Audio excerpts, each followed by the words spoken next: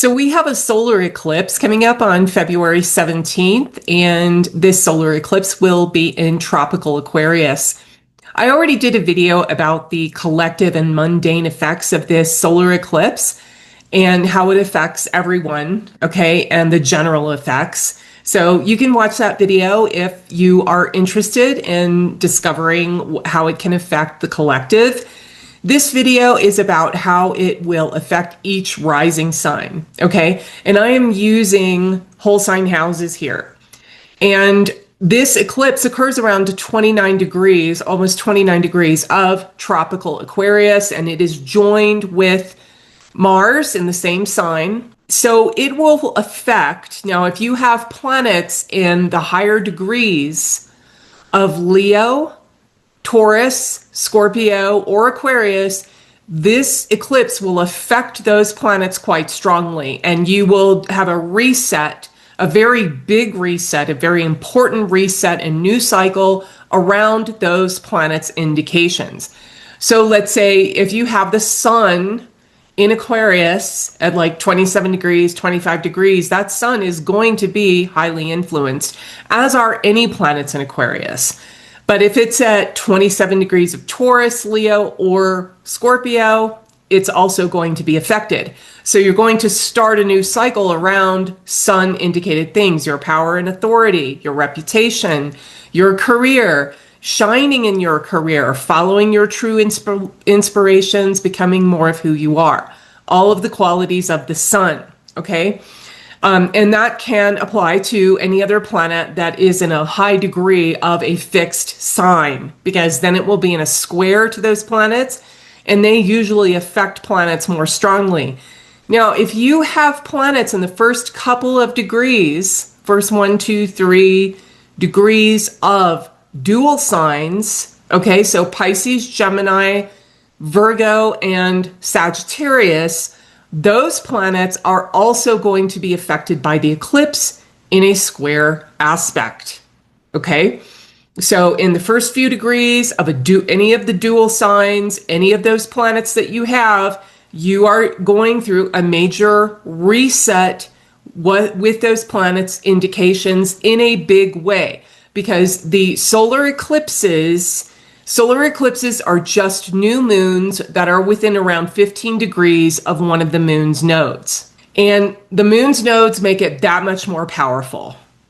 And it's an eclipse, so it is something very important. It's your moon, the mind, okay, the mind, the sense mind, the reactive mind, the self-image is getting reset, along with aligning who you truly are, your true individuality, your essence, which is the sun, what you were born as. Those things are resetting in a way in how you're going to navigate the worldly phenomena that you encounter until the next solar eclipse. Now, a solar eclipse will affect the month before and the month after, but it also affects all the way up until the next solar eclipse. It's mitigated by the subsequent new moons, but it's still very powerful and a very big deal. All right, so let's start with Aries. So in Aries, for an Aries rising, you have this solar eclipse, this sun-moon conjunction in your 11th house of Aquarius, using whole sign houses, and it is with Mars. Now, you can expect, just based on the 11th house, you can expect, okay, so there can be an ending, a natural or a coming to an end of something around your long-term goal or a long-term desire, fulfilling a long-term desire. Something about that may come to its end, you fulfill it, it's over with. Then you start something new around a long-term goal or fulfilling a long-term desire, and you do it based on something you need to repair or something that's wrong in your life, and you want to make it better. You want to improve upon it, you want to fix it, you want to repair it. That's the influence of Mars. Also, this indicates there's a new cycle, major new cycle around your earning potential, around getting validation from your peers and colleagues, people at work, getting validation for the good job you do, or becoming more of an expert in your field, or any type of anything in work where you do something that, wow, you did such a good job. It can be a promotion, it can be a raise, or it can just be perks, or, you get appreciated for that. It's a big house of winning awards too. It starts a new cycle around those things. In addition to that, around any type of group or social group you belong to, there can be some conflicts in these groups. You can leave some of these groups or leave some of your friends, not close friends, but kind of just people you hang out with or who are interested in the same things you are. There can be a break with one of these people, or something happens. There can be a disagreement that can get a little heated, or just leaves you just not feeling right about it, and that friendship may end, or that association may end. And you may start something else, or go to a different group, or get into something different, that you are with other people, you're engaging with other people that are interested in the same thing. Now, this does not have to be in real life. It can be online too. So that's really important. Those are the important things of the 11th house. And the inner meaning of the 11th house, which is also pretty important, is security in social situations. That's what the 11th house is. It is a house of security. So houses 2, 8, 5, and 11 are houses of security. And it has to do with feeling secure in your social standing, in your standing among people that you work with, or what you do, your profession, because it's the second from the 10th house. Now, this is a big deal, okay? This is a big deal because it's the solar eclipse, and that really starts a brand new cycle. It is with Mars, so Mars is an important planet for Aries rising because, of course, Mars rules Aries, and Mars is going to add an element of this needs to be fixed. There's something that needs to be done right away. We need to improve upon this. We need to make it better. And that's what Mars does. Mars rushes into action when there is a problem that needs to be repaired. Okay, Mars is also a big planet of self-improvement, of self-restraint, all right, of self-discipline. So you can apply those things in your relationships with friendship circles or groups, or in people that you engage with online. So like if you belong to groups online, or even if you're commenting in a comment section, that is representative of the 11th house. Okay, you're getting information from people. You can even get opportunities from people. The 11th house is a big house of wealth and gain. Okay, it's an overall house of wealth. It's your income. So you're starting a new cycle with those things in a big way. So until the next solar eclipse, you're most likely going to increase your income.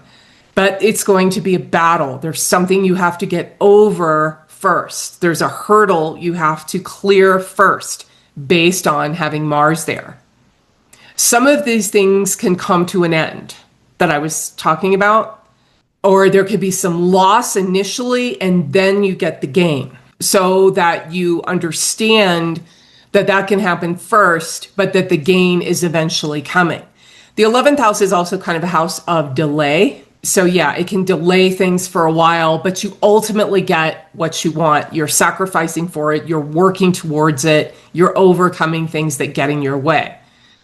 And then, like I mentioned in the beginning of this video, in case you didn't watch it, if you're just watching for your rising sign, if you have any planets, if you're an Aries rising and you have any planets in Aquarius, it's going to reset those planets as well, or start a new cycle with those planets, start something new with those planets in a big way.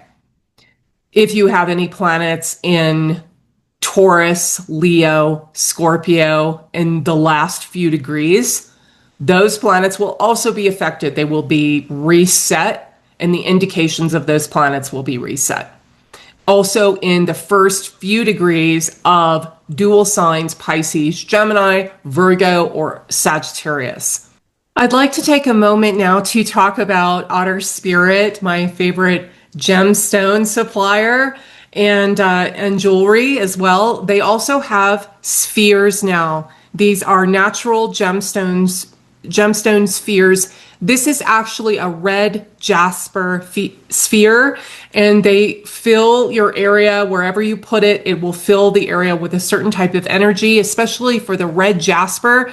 This will help with an afflicted Mars or an afflicted Aries or Scorpio, because it has a trigonal structure, and trigonal crystalline structures are Mars ruled. They strengthen Mars. It's like you're doing mantras to Mars, okay? You are filling the vibration with Mars, and you want to help Mars when you have a lack of willpower and you can't follow something and you really want to. Or Aries or Scorpio. Scorpio, if you want to go through self-transformation, if you want more self-discipline, self-restraint. Aries, if you really want to go for something, you have your vision, you have a strategy, and you want to employ a strategy to tackle something big that needs a lot of energy and power. Okay, so this red jasper sphere can help you with that. All right, it's just like wearing a gemstone, but you put it in your environment, in your area, and it will emit that type of energy. Now, when I say if Mars is afflicted, that would be Mars conjunct Saturn or Mars conjunct Mercury, or you have Saturn in Aries or Scorpio. That afflicts those signs because Mars is an enemy to Saturn.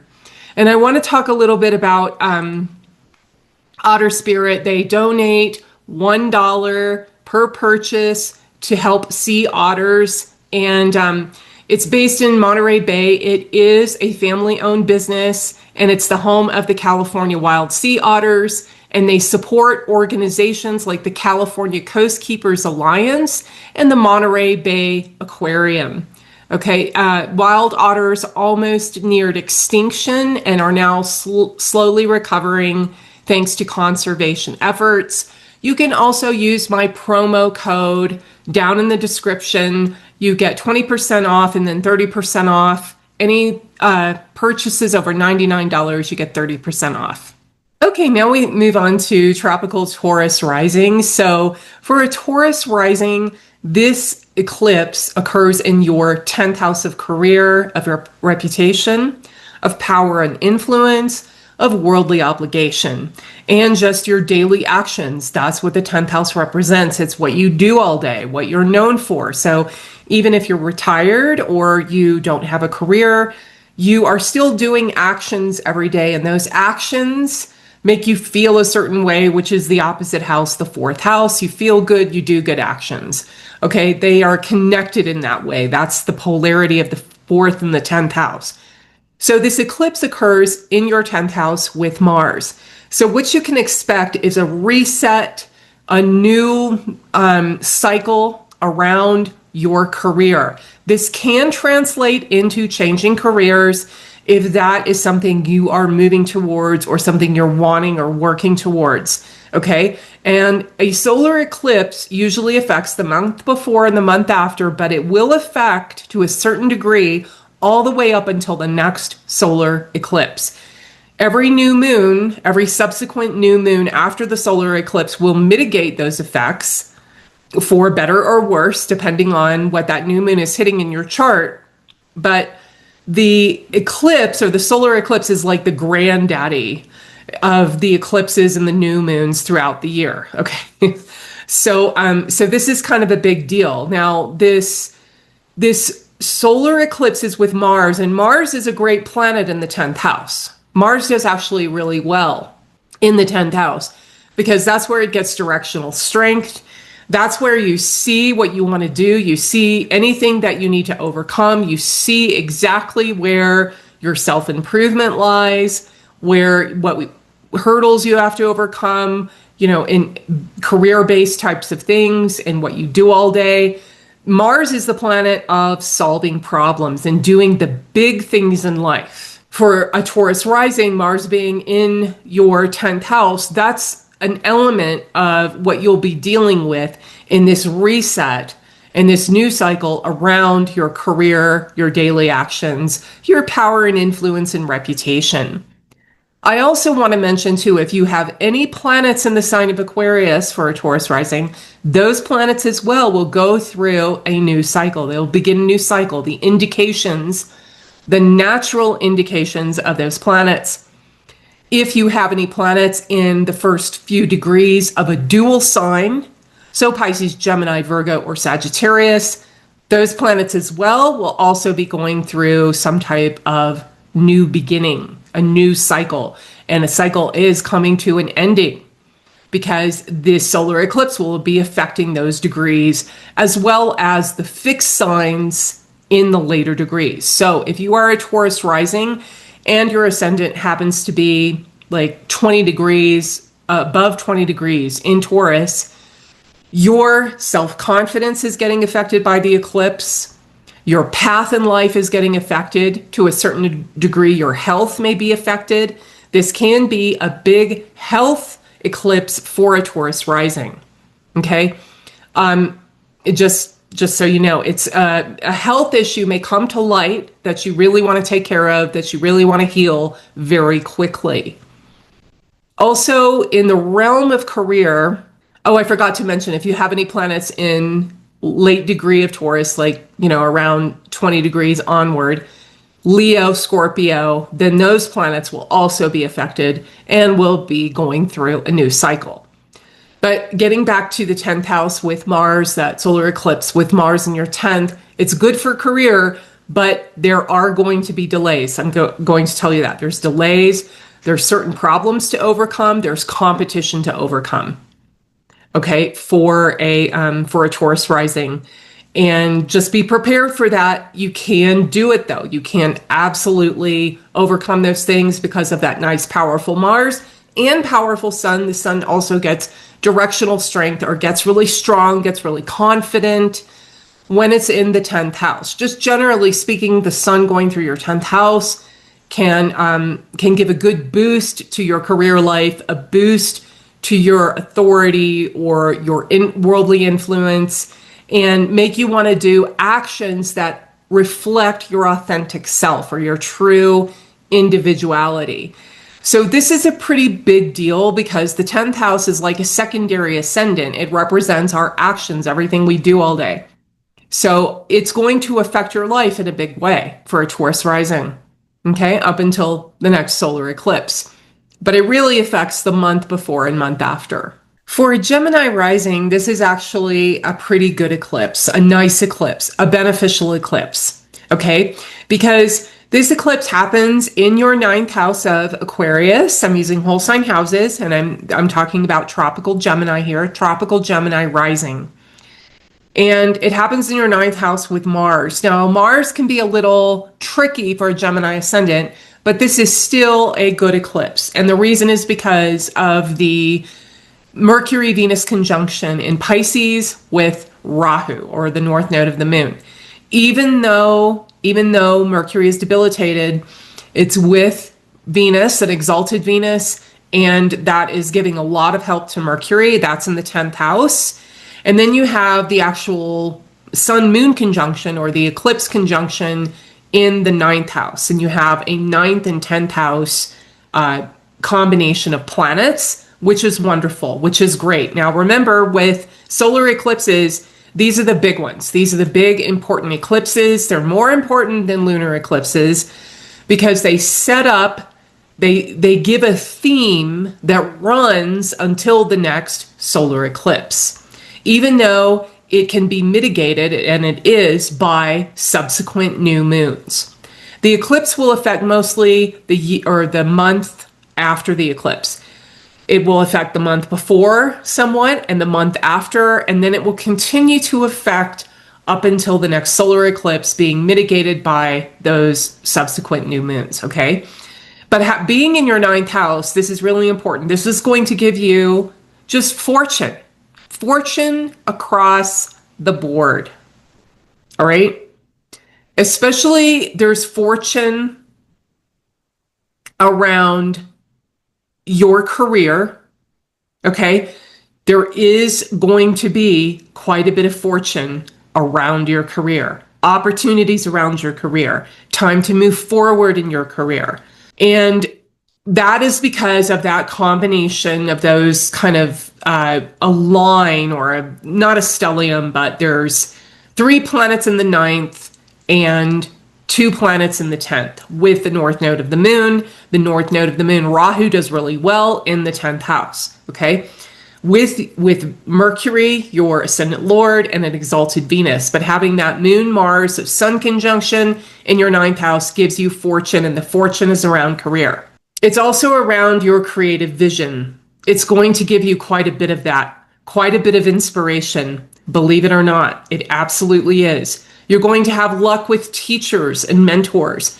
You're going to feel very purposeful. You're going to feel inspired. Like, I know what I need to do to give my life meaning, to give me a purpose, to put me on a path forward that is inspirational. It's overall a really good placement or a really good solar eclipse for a Gemini rising.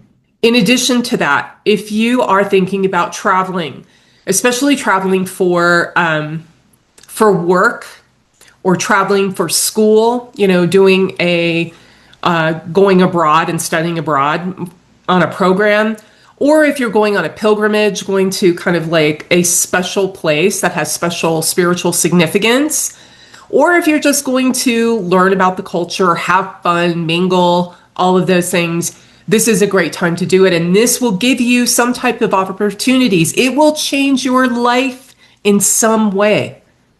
It will change the direction of your life, the feeling of purposefulness and meaningfulness in your life in some major way for a Gemini rising.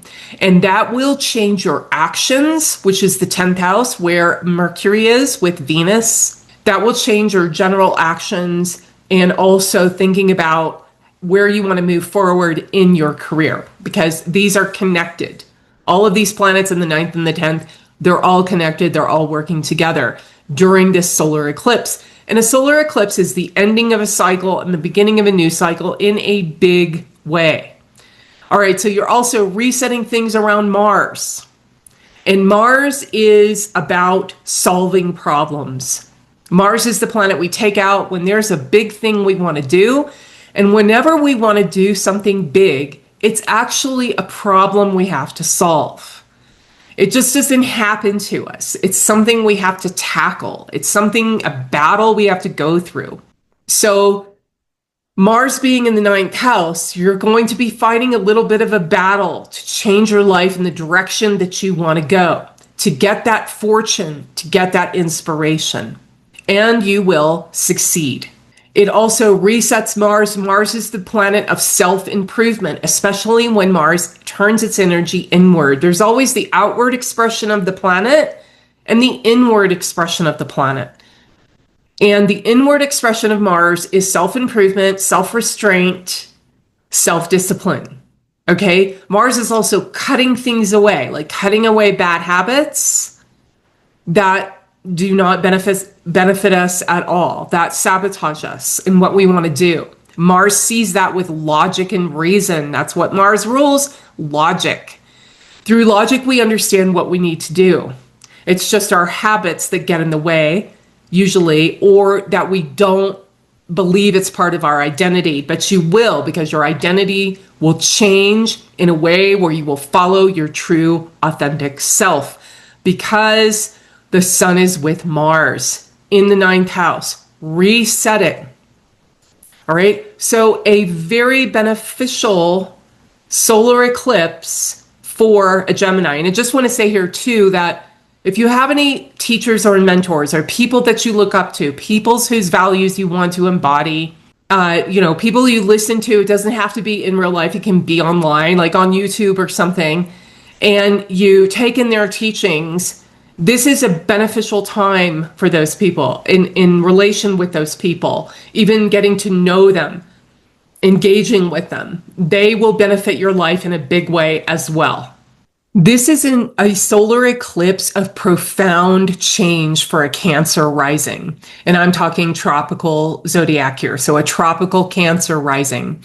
You have this eclipse in your 8th house of Aquarius. And it is with Mars. And Mars is a very good planet for a Cancer ascendant. It's what they call a king-making planet, or a Raj Yoga Karaka, in addition to the sun and the moon there. And the moon with Mars is usually a wealth combination, or a combination for wealth to get your needs met, or abundance to get your needs met.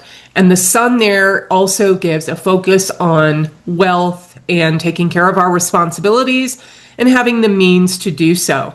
The 8th house is a very interesting house. It has to do with massive, major transformation and change. It's change in a very good way. You're going to appreciate this solar eclipse, Cancer risings.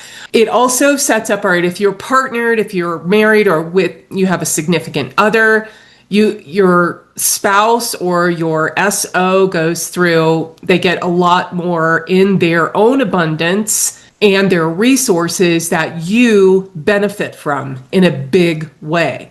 If you're not partnered, this has to do with windfalls of money, basically. If you sell directly to the public, like if you sell online, or if you do contract work, if you're a freelancer, this eclipse is setting up a new cycle, or it's the ending of a cycle and a new cycle beginning around those things. And this new beginning will be phenomenal. All right. You'll get a lot of business. You've got a lot more contractual work. You'll sell more. So say if you're a business owner and you're selling and you're trying to attract clients or attract contracts, this is a really good eclipse for that. Generally speaking, it is an eclipse of major changes and transformations. This can have to do with your home and living situation. It can have to do with your path in life, your spirituality, your religion, your philosophy you live by, and all of those things goes through a major change. There's a shake up in the foundation of those things. It can also have to do with, the relationship from the past and with the mother, things like that. Okay. The moon is part of the solar eclipse. And influencing with Mars, that gives a mother connotation, a home residence connotation, and also a wealth connotation. So even though it's in the 8th house, this is still a very good eclipse for a Cancer rising.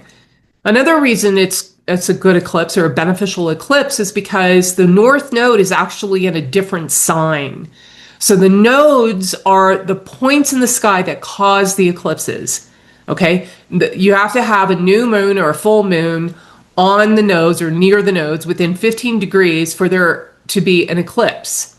That's why there's kind of this apprehension about eclipses, because they're with the nodes, and especially with solar eclipses, the moon gets what they call shamed. It's in the shamed state. Even though it's causing the eclipse, it's eclipsing the sun, the moon becomes shamed, and any other planets become shamed with that solar eclipse if one of the nodes is in the same sign as the eclipse. In this case, it is not.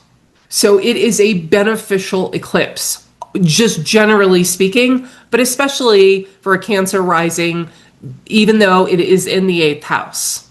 This is going to have you benefit more from other people's resources. Basically, even if you're not partnered, you can benefit from grants, scholarships, insurance payouts from lawsuits, all that type of stuff. Loans, bank loans. If you want to take out a loan, this is the time to do it. It's a great time. Based on your home equity, that would be a good thing to take a loan out on for a Cancer rising.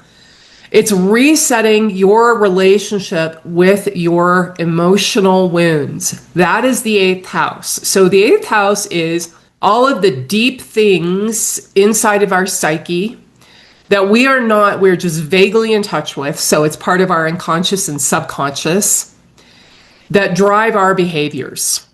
Okay.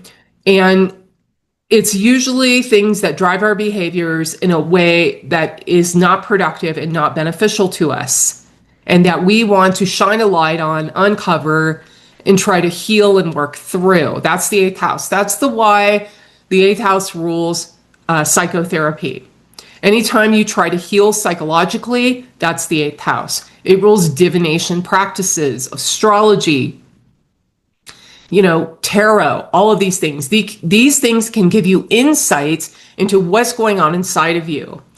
So however you've been trying to heal those things in your life, or maybe you haven't even thought about doing that, this is a new beginning around those things, okay? You can change the way you do that, or you can start something new in that realm, in that area of life. There can be some problems with siblings or some unexpected surprises around your siblings.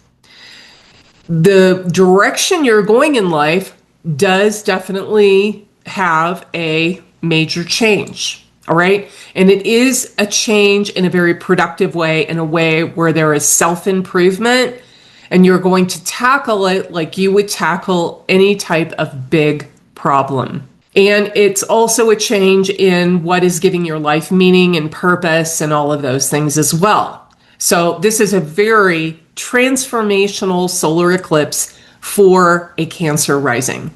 Hello, Leo risings. Okay, so we have a solar eclipse on February 17th in your 7th house. Okay, and this solar eclipse is with Mars. It's conjoined Mars in the sign of Aquarius, and it's being aspected by Uranus in a pretty solid square aspect, very tight aspect. Of course, with the solar eclipse, the solar eclipse are like, it's the granddaddy, okay? It's the granddaddy of all of the new moons, because a solar eclipse is just a new moon conjoined a node, or a node is within 15 degrees of the new moon. In this case, the node is in a different sign. So that's actually a good thing. That makes the solar eclipse more beneficial, actually, okay? And so being in your 7th house, this is a massive, major new cycle beginning around relationships for a Leo rising.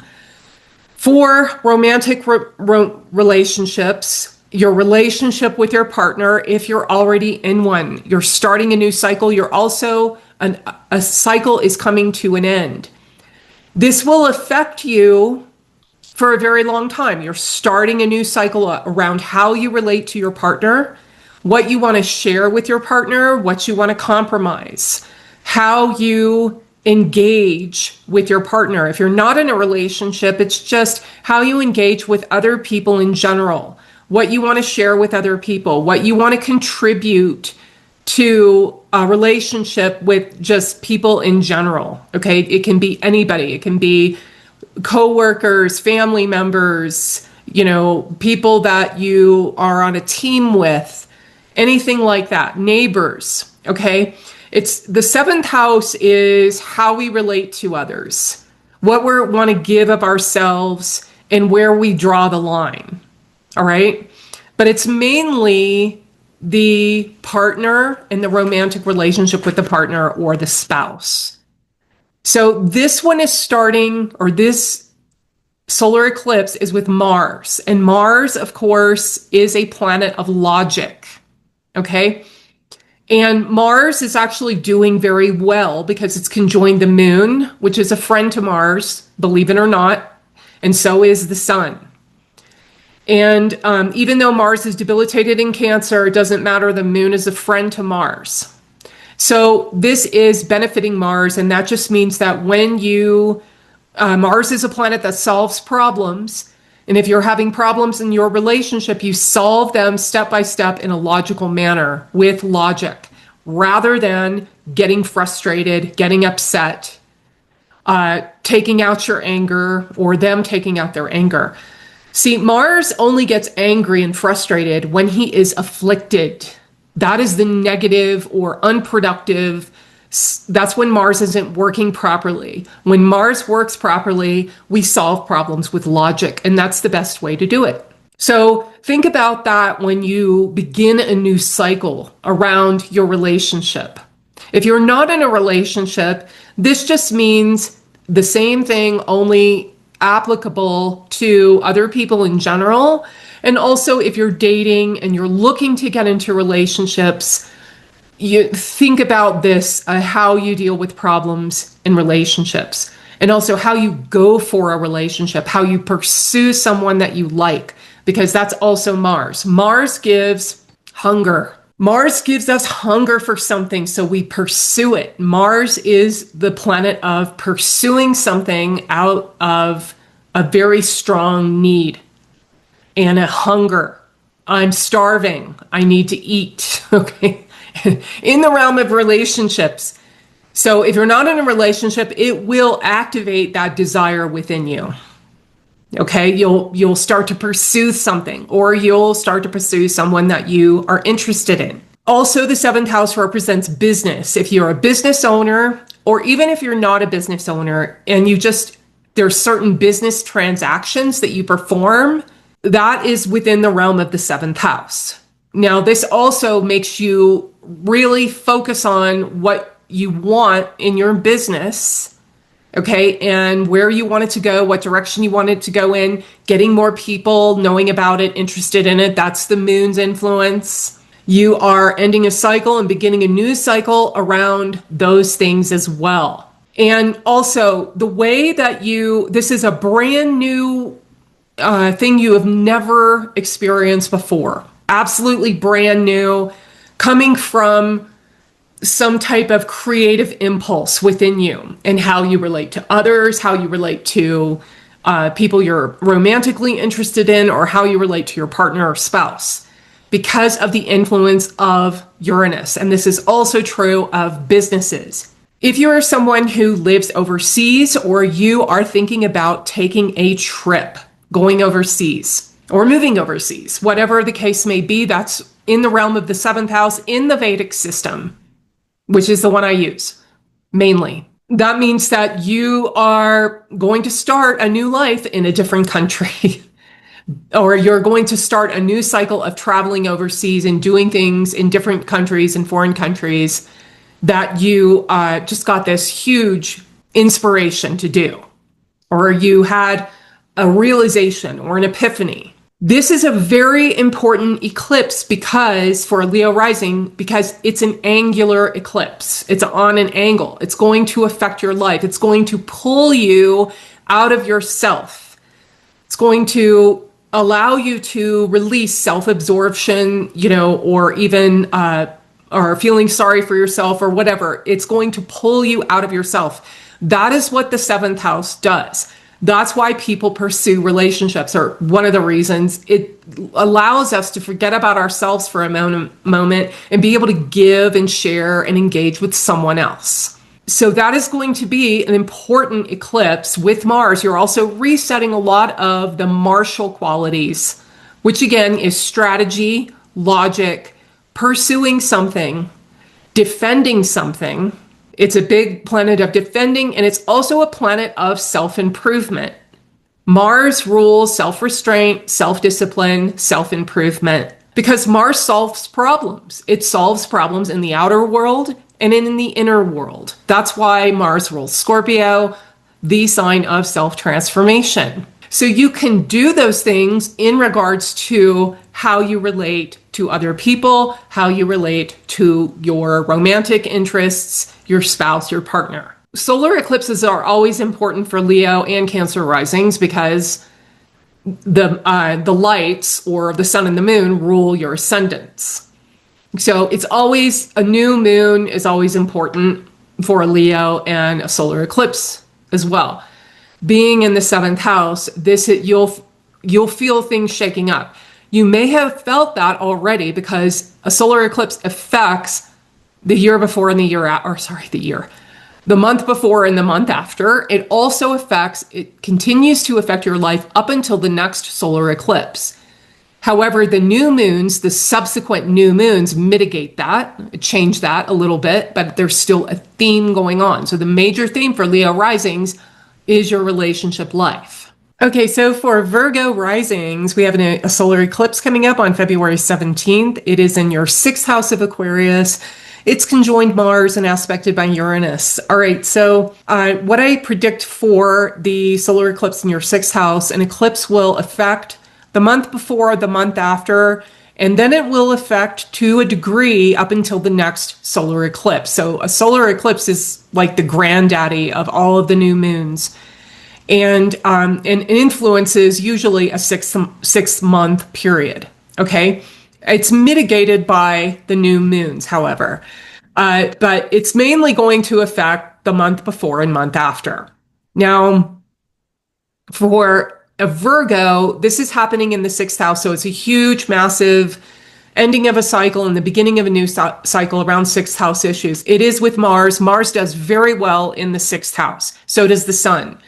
The 6th house utilizes malefic energy very well. Now, the reason is, this is because a house you're fighting. You're competing against people, and you are battling against people to a certain extent, because it is the house of competitors and enemies. When you have Mars there with the solar eclipse, that means you will defeat your enemies, especially in the realm of career pursuits and also in your social circle, or the people that you hang out with outside of work who are interested in the same things you are.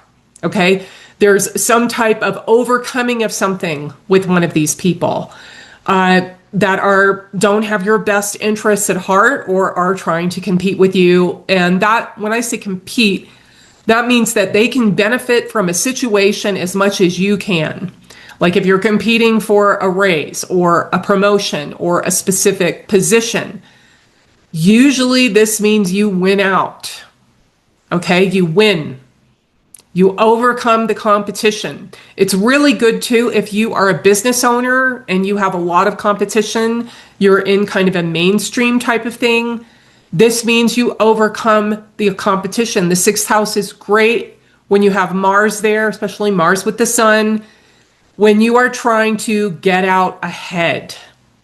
Okay, when you're trying to be noticed in amongst your competitors. This is also really important whenever you want to change your life in a big way. The 6th house shows the beginning of that process. That's because whenever we make the decision, okay, I'm going to do this. I have this goal, I've got to do this. And in order to do that, I've got to do A, B, and C. But I've also got to change internally. All right? Because this is something big I'm doing, something I've never done before, or I haven't done it in the biggest way that I can. So this is what I want to do. Boom, you go right into the 6th house. Okay? That means you start in the 6th house, because whenever you want to do something big and change your life in a way, you are battling against the forces of your life up until this point, meaning you are changing all of the habits that have formed your life up until this point. So then you decide, okay, now I want to do something else. I want to change my life. You've got to make an enormous effort, because now the forces are coming in that you need to overcome, that you need to battle against, and especially the inner forces of bad habits, negative thinking, self-sabotage, which is what Mars takes care of. Okay? Mars is the planet of self-improvement. It's a planet of fixing problems. It fixes problems on the outside and the inside. So this could herald the fact that you are moving in a different direction. Now you're going to have some pushback. It's inevitable. It happens with everyone. So that pushback is something you need to overcome, okay, in order to do something big. And that's what a solar eclipse in the 6th house will show. It can also show this in the health area. All right, if you have a health issue, this usually means that you overcome that health issue. You figure out the cure or what you need to do to heal yourself. This can also do with debt. You either pay off your debt, you recognize, wow, I really need to get rid of these debts, or you go into debt, but you go into debt for something that is going to move you forward in the direction you want to go, especially with material and financial abundance and prosperity. Because the 6th house is a house of earth, wealth. The earth houses are the wealth houses, the 2nd, 6th, and 10th. Okay? They're the Artha houses. They call them in Vedic astrology. And so that is what you need to battle against. That's what you need to increase, and that while you're doing that, there's a lot of work to be done. You have to focus on details. You can't slack. Okay, so you are resetting your work ethic. It's an end of a cycle and the beginning of the cycle around those things. Okay, that also means, as well as, in business and career, health issues, debt issues, also dealing with the law or lawyers, dealing with bureaucracy, dealing with police, people like that. That's all too considered to be the sixth house. And those things like a lawsuit or something like that, that can be something you need to push through, something you need to figure out. And usually you win when you have this eclipse there with Mars. That's the important one. And you do it in a completely different way that's never been done before because of that strong square aspect of Uranus. Hello, Libra risings. All right, so we have a solar eclipse coming up on February 17th, and a solar eclipse is a big deal. It's just a new moon within 15 degrees of one of the nodes, in this case, the north node of the moon.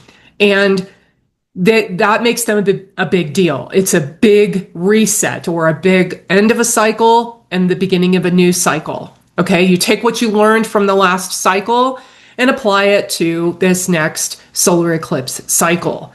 And you probably won't have a solar eclipse. Let's see. Yeah, it's usually you don't have one for another year or for another 9 years in the same house. And so it makes it a big deal around that house. You're resetting the indications of that house with the knowledge that you have learned.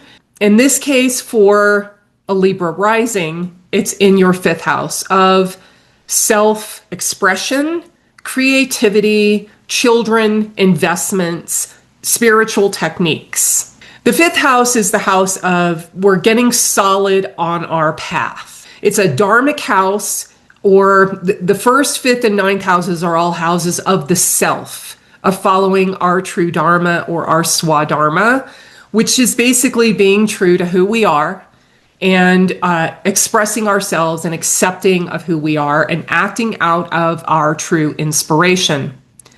And so the fifth house is getting more solid in that, knowing where our kingdom is and building our kingdom. It corresponds to the fifth sign of Leo, which is all about, kingship and building your kingdom and knowing what's in it and what is not in it, or what belongs with you and what does not belong with you. So you're resetting around those things, around your self-expression and creative vision. You have Mars with this solar eclipse. It is conjoined this solar eclipse or new moon. It's in the same sign of Aquarius, and we consider that to be conjoined or UT in Vedic astrology. It's also being aspected by Uranus, which is a highly independent, individualized influence. So Uranus likes to do completely new things that come directly from inspiration, and you become more of who you are.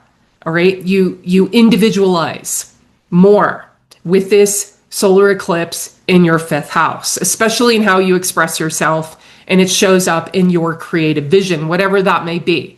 It doesn't have to be artistic. It can be really anything, something that you do based on focusing your intelligence and applying it in real world situations. And by doing that, you slowly build your kingdom. You slowly build who you are. Eclipses influence the month before and the month after, but they do influence up until the next solar eclipse. They are, however, mitigated by subsequent new moons. Okay, so the strongest influence is the month before and month after, and then you will feel it. It sets a theme, it sets a tone around the fifth house and any planets it's aspecting in your natal chart.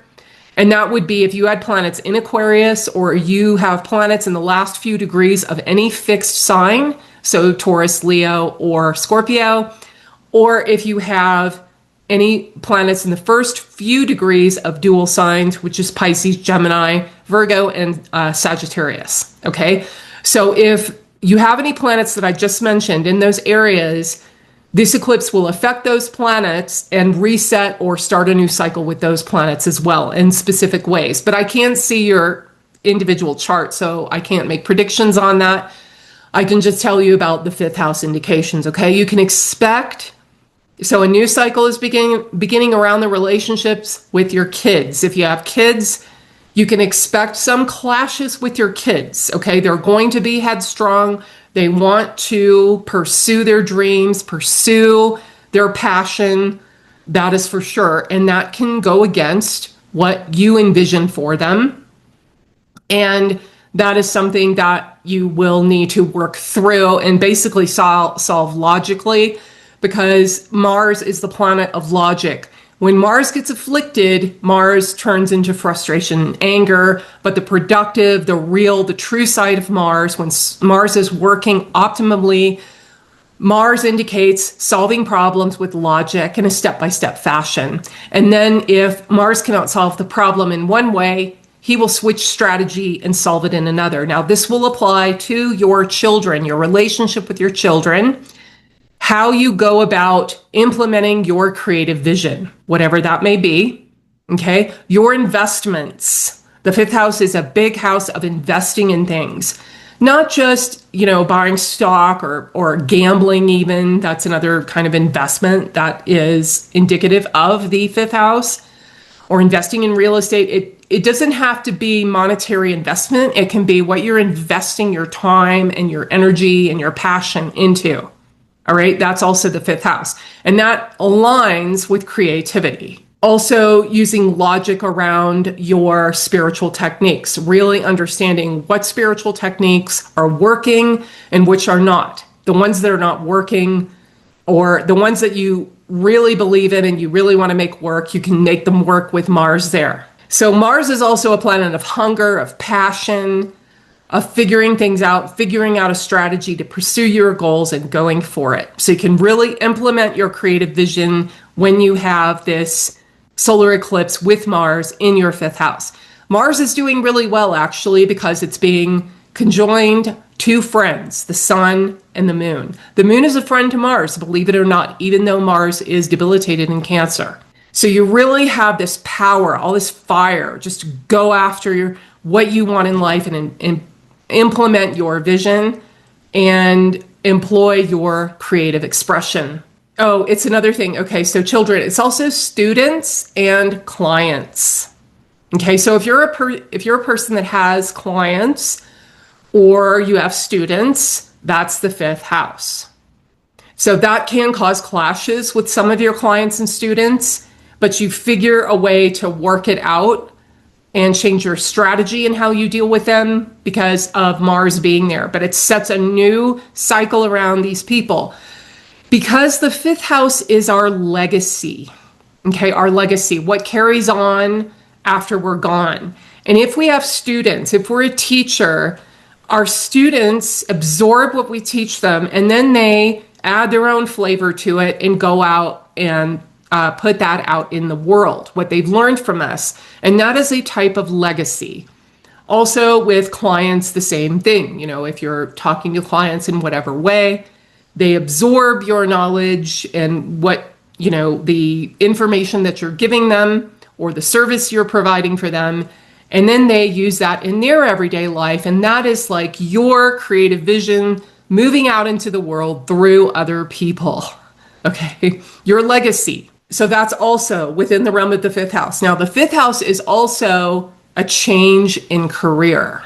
In the old books, they say it is a fall from a fall from royalty, because the 10th house is the house of royalty. It's the house of leadership, of the leader of the government, the king, the boss, the owner of the company, whatever. Okay, that's the 10th house. Now, the 8th from that 10th house is the 5th. So that is, the 8th house means there's a big change in something, a massive change, very abrupt. And that can mean that you're beginning a new cycle around a change in direction of your career. Now, it doesn't mean it has to be a completely different career. It can be just a new direction in the same field. Some people have that in their chart where, they stay in the same job for years, for decades, but they can change direction. They have new responsibilities within that career. So all of those things are applying, all of those subjects around this solar eclipse and will be a theme until the next solar eclipse for a Libra rising. Hello, Scorpio risings. All right, so you have a solar eclipse falling in Aquarius in your 4th house on February 17th. And solar eclipses are huge. They're like the granddaddy of new moons. They set up a theme, they set up a focus until the next solar eclipse. They do have an effect that entire time, okay? They affect mostly the month before and the month after, but they do affect all the way up until the next solar eclipse. And that is mitigated, however, by the subsequent new moons. But you have this eclipse in your 4th house, and it is going to reset indications, 4th house indications, until the next solar eclipse, okay? And that is very important because the 4th house is a house or an angular house. It's a house of the foundation of our life. It's how we relate to the past, how we feel about ourselves. That's a big one. If we are emotionally content, emotionally fulfilled, it is our primary emotional state that we operate from. And it's our foundation in life, and that means that all of the experiences and our reactions to those experiences, how we feel about those experiences that have made us who we are, that is the 4th house. So a very important house. It's also the relationship with our past, the relationship with our mother. It is our home. Okay, the mundane meaning is our home, our residence. It's the actual building of our home. Any land or real estate we own, and vehicles. It's our vehicles, all types of vehicles, not just cars. So a very important house, and you're resetting this house, or a cycle is ending and a new cycle is beginning around 4th house indications. Mars is also there, and it's also being aspected quite strongly by Uranus in a square aspect. This is important because Mars is a house of real estate, the home, buildings, things like that. It doesn't mean vehicles, but it does mean real estate, land. Mars is things that comes from the earth. So all minerals, gems, gas, natural gas, all of those things that come from the earth are ruled by Mars. All right. So that's why it rules buildings and real estate, because it's on solid ground. So you're starting a new cycle, a big one, around the 4th house indications with Mars there as well. So this is a very big focus on home, real estate, land, buildings. It usually means there's some expense around your home, that something in your home that needs to be fixed or repaired, because that's what Mars does. Or it can be some problems with the electricity in the house, because Mars is also electricity. And that, of course, needs to be repaired. And that is an issue that is pretty prominent in the life, or there's a major focus on it. It can also have to do with adding on to your home, or getting some value out of your home, or taking a loan out based on equity, or assessing the equity in your home, or adding to it even. All right, that can be a focus as well. It also, Mars doesn't really get very strong in the 4th house. It's the opposite of its best position, which is the 10th house, where Mars gets what they call directional strength. But being in the 4th house it kind of combines logic with feelings, which isn't really, it's kind of an oil and water mix, because Mars is the planet of logic. All right. And it goes into the house of feelings and emotions, which is the 4th house, and our attitude around the past. So you'll find yourself on a deeper level wanting to purge harmful or hurtful memories from the past, wanting to, get them out of your life, because that is what Mars does. Mars cut things away very quickly, excises things. Mars rules surgery, all right, where things are cut off in a relatively short period of time so we can heal very quickly. And Mars likes to focus on things and solve that problem as quickly and efficiently as possible. And this can have to do with relationships from the past, It can have to do with the relationship with your mother, and also just your relationship with knowledge and especially spiritual knowledge from the past, meaning from people who are no longer with us. That's the fourth house. So whenever you get inspiration around that, whenever you read books that elevate your consciousness, whatever that may be, that is considered the fourth house. That's the first step on the truth trine, or on the trine of happiness, the happiness trine, or the enlightenment trine, if you want to call it that. The water houses, right? So you're really trying to solve the problems of whatever it is that is keeping you away from peace and contentment, and having a steady state and not being up and down and not having a negative self-image one day and then being completely elated the next day. It should be a solid foundation, but you still want to slowly raise that vibration. And that's what Mars is going to do with this solar eclipse, its influence. It will do it in a way that is completely new to you, and you have an epiphany or a realization around how you can do that, how you can elevate your consciousness and feel better and not get offended, not get paranoid, and be in a solid state, in a solid, stable, emotional state. Now that's on the inner level of this eclipse. You can purchase new real estate, you can purchase land, you can even move, all right, for a Scorpio rising because of this solar eclipse in the fourth house. People from your past can emerge. You can remember conflicts from the past and try to work through those things emotionally. So pretty important eclipse for your general well-being and one of the foundations of your life for a Scorpio rising. Hi, Sag risings. All right, so we have an eclipse coming up, a solar eclipse in your third house of Aquarius. Okay, and it is with Mars and being aspected by Uranus very strongly, in a very strong square aspect.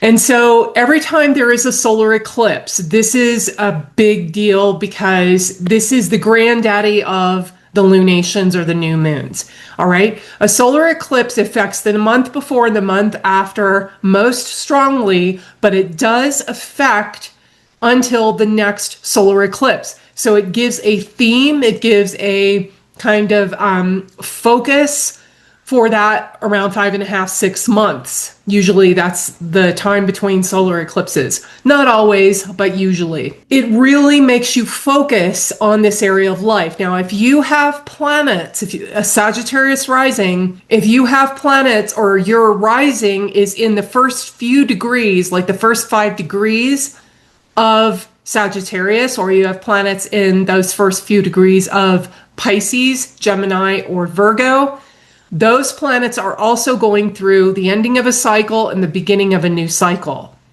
Okay, because the eclipse will be affecting those planets. If you have planets in the later degrees of fixed signs, so Taurus, Leo, and Scorpio, or any planets in Aquarius, anywhere in Aquarius, those planets will also go through a reset or the ending of a cycle and the beginning of a new cycle. That's how it works. So the indications of those planets are beginning a new cycle and taking what you've learned from the indications of those planets affected by the eclipse and bringing that into a new cycle.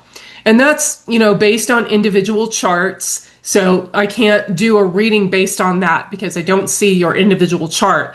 So I mainly concentrate on the house placement, which is also very important. In addition to the fact that this solar eclipse is with Mars. So Mars for everyone is being reset or being, a new cycle is beginning with Mars, which is employing your will, developing a strategy, and changing your strategy as needed to pursue what you want in the big things in life. Because this eclipse is in your third house, Sag risings, it is really important that you go after what you want. That is the third house. The third house represents short-term desires, and how much we put into it is how much we get out of it. It is a house of self-effort, okay? Self-promotion, self-effort, and courage. That is a really big house of that. And we've got Mars there with that solar eclipse. And Mars also represents those things. So this means for Sag rising, you're going to go for what you want. If you've got a short-term desire that you want to fulfill, you're going to put everything you've got into it in a new way, in a brand new way that you've never done before, because of that aspect of Uranus onto the solar eclipse. And that is the primary meaning. That's the big one. Secondarily, it has to do with learning new skills. Practice makes perfect. Competitions. This is a big one for competition. So if you're somebody who competes, whatever it may be, whether, you compete in marathons, you compete on stage, they do like a singing competition or a dancing competition or whatever type of competition that you're in, you're really going to push hard. You're going to move forward. You're going to tackle it in a different way and most likely succeed. Succeed in some way. If you don't win, you place, okay? And you want to learn something very new. If you want to go after something, a short-term desire, and you have to learn something new, and in order to do that, you are going to put everything you've got into it. It also helps you, the theme around changing your strategy. If your strategy is not working, if it's meeting with resistance constantly, that means you need to go plan B or plan C. And that's what Mars does. That's how Mars works. Mars does not get angry unless Mars is afflicted. In this case, Mars is not afflicted, the transiting Mars with the solar eclipse. Okay?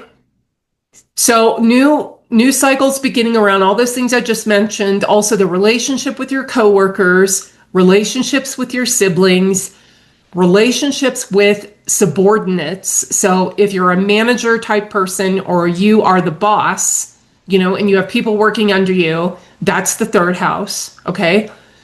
Or anybody you hire to do jobs for you. All right, like fix the roof or do the landscaping, whatever. That is the third house as well. These people become prominent in your life this month and subsequently the next until the next solar eclipse. And the new moons after this month, after the solar eclipse of this month, then you have a new moon and a new moon, right? Those new moons mitigate the effects of the eclipse, but the eclipse is still operating. The eclipse sets the theme, sets the tone.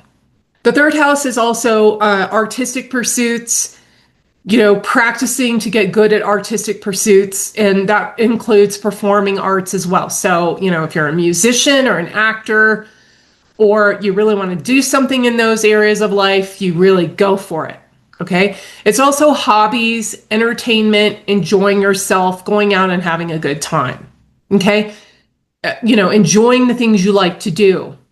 You do that in a brand new way, or a new hobby comes into your life that you're so excited to learn and engage with. The third house is a mildly malefic house. It is a house of minor changes. So there can be changes around your home, within your home. There can be changes with people from the past. There can be changes with some friendship circles, how you deal with your social interaction. And that is going to be a main theme for Sag rising for this solar eclipse. Hello, Capricorn risings. Okay, so we have a solar eclipse coming up on February 17th. And this is in your second house of Aquarius. I'm using whole sign houses. And so this is really important. Eclipses are always important, especially solar eclipses. They are lunations or new moons that are within 15 degrees of the nodes, conjoined, okay? And these are the big lunations or the big new moons. Eclipses always herald something major in your life. And they last for a long time, from solar eclipse to solar eclipse. They set a theme, all right? Now, that theme is mitigated by subsequent new moons, but for the month before and the month after an eclipse, it really affects your life in a big way. And it just gives extra power. You know, it says you need to focus on this, okay? And not only is the eclipse affecting the house placement, but it's also affecting any planets that it is influencing by aspect. So if you have planets in fixed signs in the, or if you have any planets anywhere in Aquarius or in Taurus, Leo, or Scorpio in the last few degrees of those signs, those planets are also being affected in a big way. There's a reset of those planets. There's a new cycle beginning in the indications of those planets. In addition to that, if you have planets in the first few degrees of the dual signs, Pisces, Gemini, Sagittarius, and Virgo, those planets will be affected as well.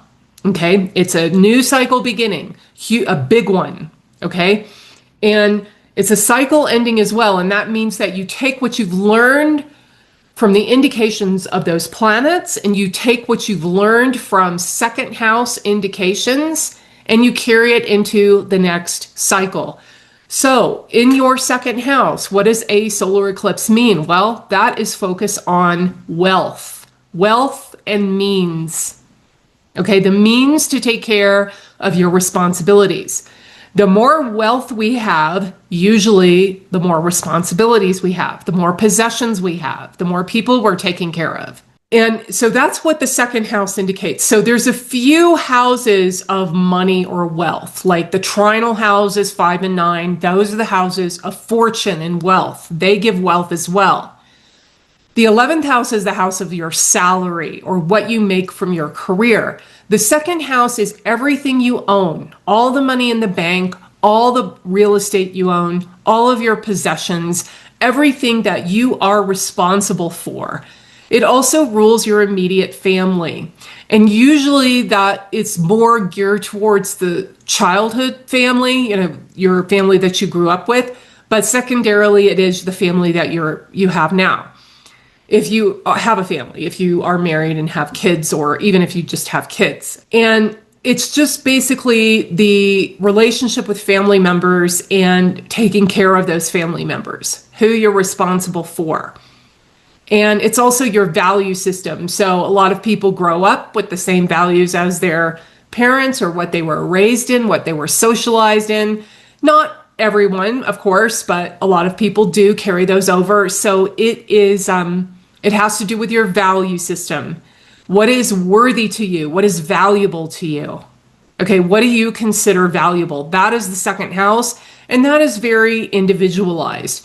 What you find valuable and how much of it you have is a lot of that is your self-worth is based on that. So it's a house of self-worth as well. And the more self-worth, the more worthy we feel, the more we attract into what we consider to be valuable. So that is beginning. There's a big new cycle beginning around those things. There's a focus on that second house indications until the next solar eclipse, but especially for this month, this lunar month. Okay, so the eclipse affects the month before, the month after, but it will affect all the way up until the next solar eclipse, but it is mitigated by new moons. It's changed. Those new moons also affect you and also can change some of the indications of the solar eclipse. That's how it works. So from solar eclipse to solar eclipse, it's really important that you work on the areas of life that eclipse is affecting. And this lunar eclipses are a little different. You know, that's something else, and I'll talk about that when we come to the lunar eclipse. But solar eclipses are the new moons, and the new moons are the big ones. Okay, that's the beginning of the cycle.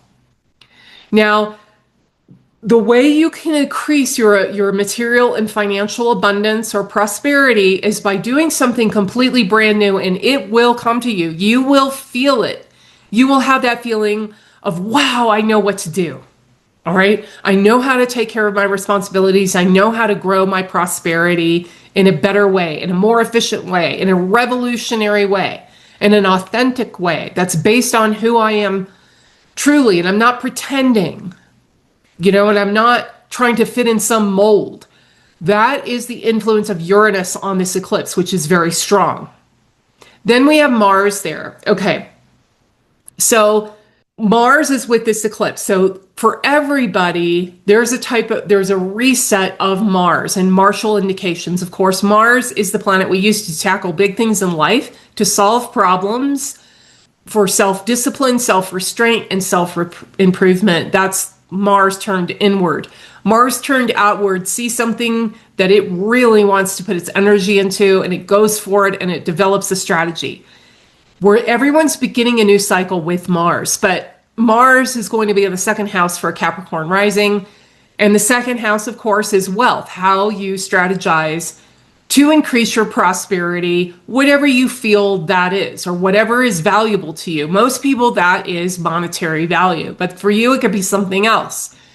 But it also will have to do with your responsibilities, okay? And some of your responsibilities will be around siblings, co-workers, and associates, people you associate with but are not necessarily your friends, and real estate, land, your home, the building of your home, things like that. Okay, there's a responsibility there. You need to care for those things. The second house is very much a house of caring for something. We take care of it because we find it valuable. Oh, and Mars is things that come from the earth. That's why it rules real estate and land. But it's also, like gemstones and, valuables, jewelry, that type of thing too. So if you're somebody who's into that sort of thing and likes gems, likes minerals, that can be important. That can be a source of income or a source of wealth for you. Even investing in those things. And that also includes like natural gas, coal. I don't even know if we're doing coal anymore. Also other things that come from the earth like crude oil, that kind of stuff. Okay, that's within the realm of Mars. Hello, Aquarius risings. All right, so I'm really excited to tell you about the solar eclipse occurring in your first house on February 17th. This is a major aspect or a major occurrence astrologically for an Aquarius rising. Anytime you have a solar eclipse in your first house, this is a major ending of a cycle and the beginning of a new cycle in a big way, okay? Because the first house is kind of like a mini horoscope. It's you. It's all of the houses combined. It represents you and your path in life. It represents your worldview and your general personality characteristics, your general attitude. That's the big one, your attitude about things. It represents an impulse towards something. So that's why it's part of your path in life, because you have an impulse towards something in a general way. It's not really very defined. It gets more defined in the 5th house and the 9th house, which is also houses of Dharma or the self. Okay. But like if you have the sun in your first house, you're very independent. You have an impulse towards independence, being your own boss, being a voice of authority, that sort of thing. Okay. If you have Venus, you have a impulse towards relationships, connecting with people, enjoying the good things in life, enjoying the good things the world has to offer, and healing, things like that. So the first house is very much a house of like the mini horoscope, you all in one. And whenever you have planets transiting through your first house, just transit. I'm not even talking about the eclipse right now, but right now Mars is transiting through your first house. And that is a ending of a cycle and the beginning of a cycle around the indications of that planet, no matter what planet it is. It can be Venus, Mercury, the sun, whatever. When it goes through your first house, that becomes a big deal. You're beginning a new cycle with the indications of those things. With Mars, it has to do with willpower, developing a strategy to go after what you want, being able to change that strategy as needed, meaning having a plan B, plan C type of thing. Self-improvement, self-restraint, self-discipline. Mars is all about turning that martial energy inward, and the martial energy outward is going to conquer the big things in life. Turning inward, it conquers your more challenging aspects of yourself, like bad habits, wrong thinking, wrong ideas, all of that kind of thing. Okay, that's why Scorpio, which is ruled by Mars, it's the feminine side of Mars, is all about self-transformation. Now, this is just emphasized incredibly so by having a new moon or a solar eclipse in your first house.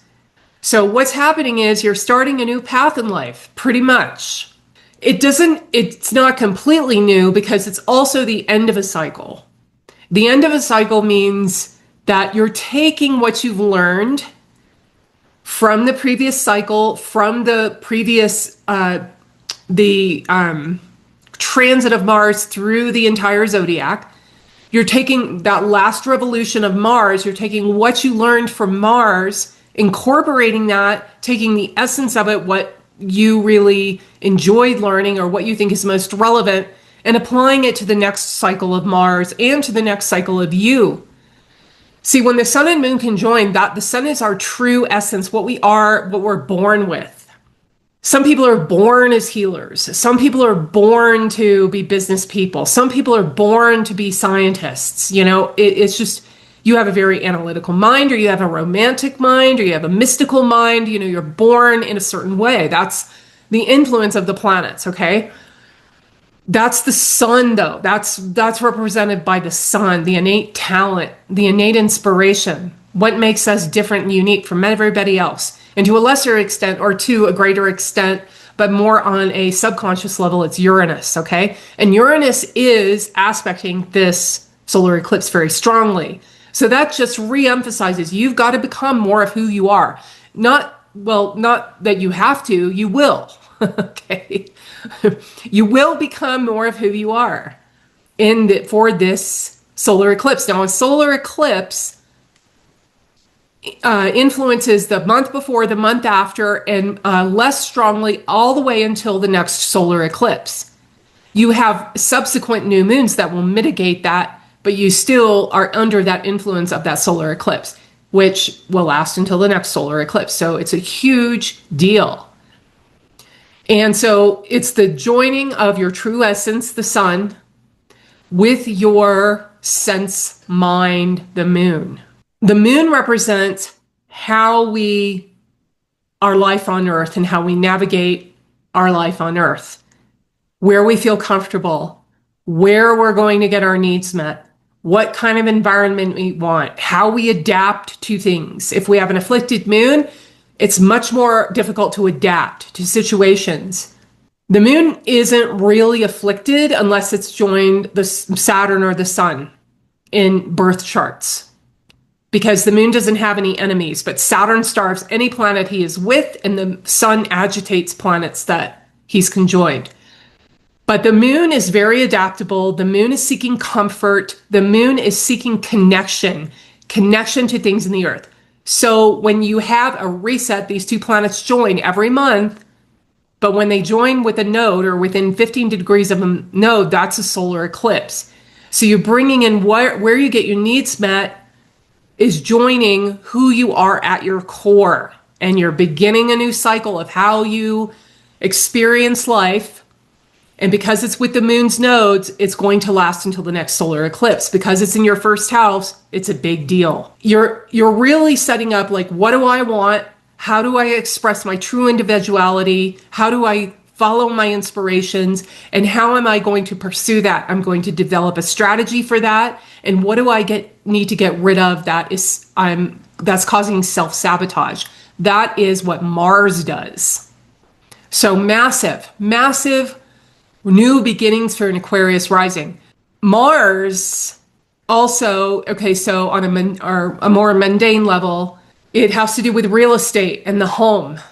Okay, Mars rules buildings and land. It rules your house. It rules the real estate you own. Or if you're not, where you're renting, whatever.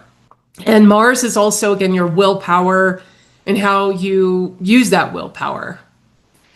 And Mars also rules things that come from the earth. So because it rules land, it rules all gems, minerals, stones, natural gas, crude oil, coal, all that kind of stuff, okay? Mars is also associates, people we associate with, but who are not our friends, okay? Not necessarily our friends. It doesn't mean we're mean to them. It just means that we're not friends. We're friendly with them. You know, we're civil, but so that's coworkers, neighbors, teammates, things like that. Also people that, Mars is actually fitness and martial arts and exerting or, you know, burning energy. So exercise, all of those things. So all of those things get reset in a big way, applying to your body and your health. The first house is also a house of health. Okay, so the first and sixth houses are houses of health. The first house is health that shows up on your appearance. People say, wow, you look great. You know, you look vital. You have a vibrance to you. Or they say, oh, you look pale, you look weak, you look tired. Okay. Mars is setting that up. You can reset how you take care of your health in a big way. Mars does the big things. All right, so those are the predictions for this solar eclipse for an Aquarius rising. Hello, Pisces risings. Okay, so we have a solar eclipse coming up on February 17th, and the solar eclipse is always a huge deal. It is the granddaddy of the lunations, or the granddaddy of the new moons. All right, it sets up events or puts a focus on certain areas of life until the next solar eclipse. Now, it really affects the month before and the month after, but it does carry on and have a focus up until the next solar eclipse. And that's how powerful they are. They set up a focus and area of life for where that solar eclipse occurred. And that kind of dominates the next 5.5 or 6 months or till whenever the next solar eclipse occurs. So for a Pisces, this is in the 12th house. Now, it's interesting because I do a lot of research on the 12th house. There's a very different connotation between the 12th house in Vedic astrology and Western astrology, because the 12th house is considered to be a house where you have expenses. Okay, you have to pay for something, you have expenses, and a house of loss where things come to their natural endings. All right, that's all true. That's true. There is expense and there is a natural ending of things. And it's also a house of ego nullification, or nullification of self-importance and self-pity. And it's the end of the truth trine, or the last house of the spiritual journey, I guess you could say.